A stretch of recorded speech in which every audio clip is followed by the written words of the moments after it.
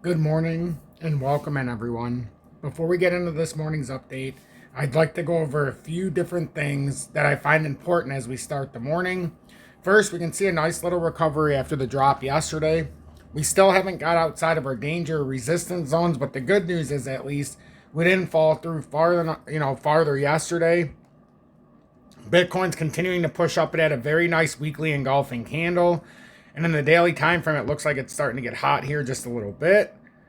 And if we do push up to that next layer, it's 99,631. Now, yes, we could have more pullbacks, but as of right now, at least this morning, we're looking pretty good. And if this plays out in its entirety, it's going to come back up past that 99,631. And we could really find ourselves back at that higher level of the all-time highs here, around 109,000. And then start to work from there. But we need some kind of carry through here. It's no different than we talked about yesterday. I tried to highlight it in the live, especially with XRP, why we should not be so down. We shouldn't be in a negative spiral downward. We should be in that upward climb of positivity. Because going back to the all-time chart on XRP, it shows us a real reason to really be feeling good about this. And real quick, if you weren't in the live last night, I'll very quickly summarize what we talked about. So we were trying to illuminate how a 5-wave Elliot wave would be set up here, and I think we did a pretty good job. You come up for wave 1, corrective 2, wave 3 up, wave 4 corrective, which takes several years until the eventual breakout from wave 4, and then we have a fresh push up to wave 5. It finished here, and then we started wave 1 count right here, and you can follow it. 1 ends here, down to 2 corrective, big 3, back down for 4 corrective, and 5 was a failure. Then it broke off into a WXY correction, or you could say ABC. I don't care, 1, 2, 3, like I said yesterday. I don't care how you call it. It was a 3-wave correction, and it makes a lot of sense.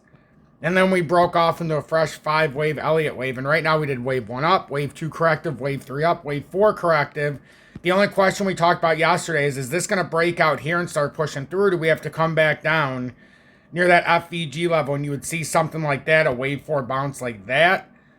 We said we could put it like this just so we could see that resistance structure in a creative way, and maybe wave 4 would go like this. So we've done it in a creative way. So either wave 4 is already firing off like this, or it's going to be rejected and we're going to end up coming down a little bit farther. So it seems to make more sense for an elongated wave 4, especially when you look at the prior past. And we'll discuss this just a little bit more after the intro. Good morning. 7:56 a.m. Eastern Standard Time on this Thursday, May 1st, 2025. I'm XRP Future Millionaire, and I reside in the great state of Michigan. So I think the best way that I could expand this out was so you guys could see this, even in like we'll call it a WXY correction just for the sake of argument's sake. It's just, that's what it seems like we had to do coming into this new wave. But you see the elongated wave 4 from back here. Wave 4, we had a resistance in January of 18, and we did not finalize, you could say, back here in 21. So it took 3 years to get through wave 4. And then in the prior setup, the very first 5-wave count breaking out, from wave 4, it took 3 was up here, and the whole corrective went from December of 2013 all the way until 2016. So another 3 years of corrective on wave 4, 2.5, 3 years on both circumstances. We had that big corrective wave, and now it's only been since January 25. And right now it's May, so we've only had 5-month corrective. So would it make more sense for it to take longer? Would it bounce all the way out to here? Would it go even farther? Can it break out now? These are all questions we're asking ourselves, but at least we went back to the history of this pattern. And then when you look at it as a whole, through the segmented 5 waves that it's done, including the corrective wave, you can see a very clear W reversal. And if this plays out properly, we're looking at $5 plus, closer to $6 in time. So I am very optimistic when it comes to XRP. And if we look at it in the short term, we do have a couple different areas of concern that you know, we're broken out of as of right now. It's just we have to get past these resistance areas that we got rejected on. 229 is a major one. The good news is in the daily we could have a reversal started, but we need to get past 229 and then ultimately that 250 area it's going to end up being. So we need to do some work here. And then once we get out of this range, then we can start firing. See, it's going to take us to get out of this range here for us to fire off the way we're supposed to. So I hope that helps with just a little bit of a ways to look at this morning. Yes, we had the escrow, and let's see what kind of information we can get out of this so far. I usually wait a little bit so that I can see all of the information, and I talk about it during the live more at night. Because it's always so hard to see the information right away.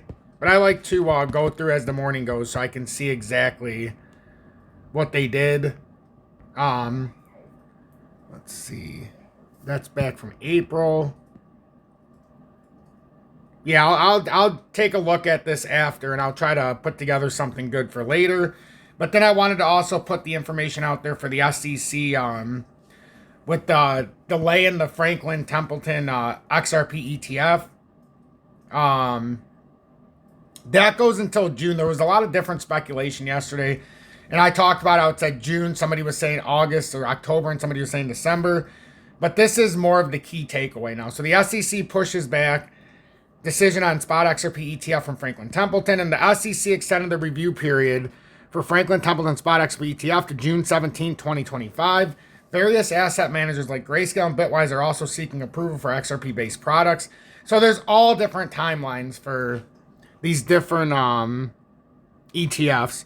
But the US SEC has extended the timeline for when it will rule on Franklin Templeton's spot XRP ETF with the new decision date set for June 17, 2025.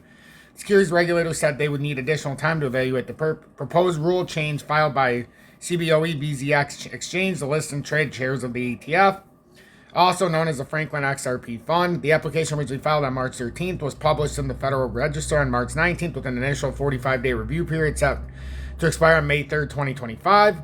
The Commission finds it appropriate to designate a longer period within which to take action on the proposed rule change so that it has sufficient time to consider the proposed rule change and the issue raised therein, the SEC stated in its filings. Franklin Templeton, which manages over $1.5 trillion in client assets, submitted its S1 registration form to the SEC last month.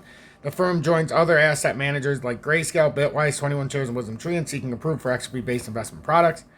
XRP, the fourth largest crypto asset by market capitalization, traded at approximately $2.30 at press time, showing a 7% increase over the past 7 days. It did drop to 212, but now it's recovered slightly to 223.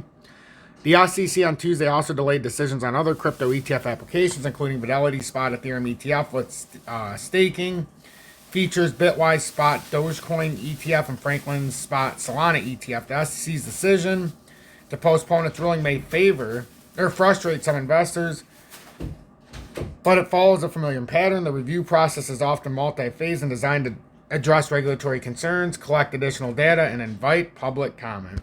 So that's the up-to-the-minute information. So mid to late June is our next step. So it's gonna be a little bit of time. This morning though, Bitcoin's up over 96,000, as we talked about on the open. Next resistance would be 99,631.